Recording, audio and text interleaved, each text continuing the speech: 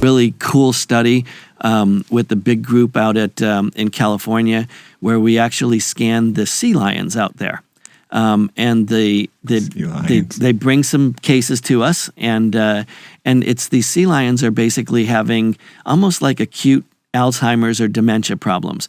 And so they end up in people's pools, in their garages, and on highways. And so the Marine Mammal Center brings us these sea lions in to do MR imaging on them. So we scan their brain for something called domoic acid toxicity. We have very special techniques that we use, and we look at the hippocampus on these sea lions. And we basically can tell if it's acute or chronic based on what the hippocampus looks like.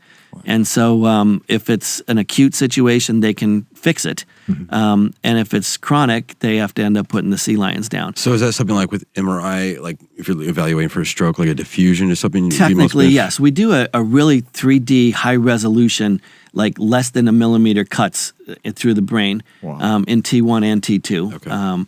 And then we can then reformat basically square voxels we make sure that we have, and that we can then reformat images through the hippocampus. It's interesting because it's the sea lions are eating the fish in the bay, and the fish are eating, the algae that's in there. Right. And they're exposed to sort of a red tide situation.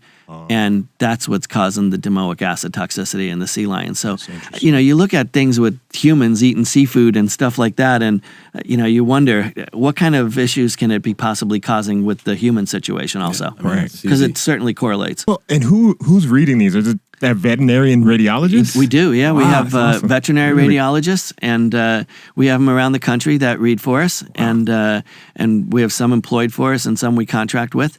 But the busier we get, the more that we want to bring them on board, and they're very slim pickings. Oh, I can imagine. It sounds like an impossible job. It's interesting because it's not like human where you learn one thing and you have, just all the human anatomy. Exactly. In veterinary medicine, you have to learn every animal that is out there. Right. And so I couldn't even imagine. Right. Yeah. Wow. And then there's so many specialty, veterinary neurology and cardiology and dermatology, and so all of those involved in this kind of specialty stuff. It's amazing. These are actual MR techs, CT techs that are scanning?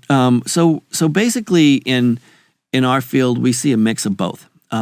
With our scanners in our sites, we have MR techs operating the equipment. Nice. I just try and get, to make sure that we keep that standard across the board with animal safety reasons, I guess? Just for safety knowledge of everything, and really being able to do some high-end imaging at our facilities. It's not really always a standard, just, bring a dog in, scan their spine. We have some really unique things that we do.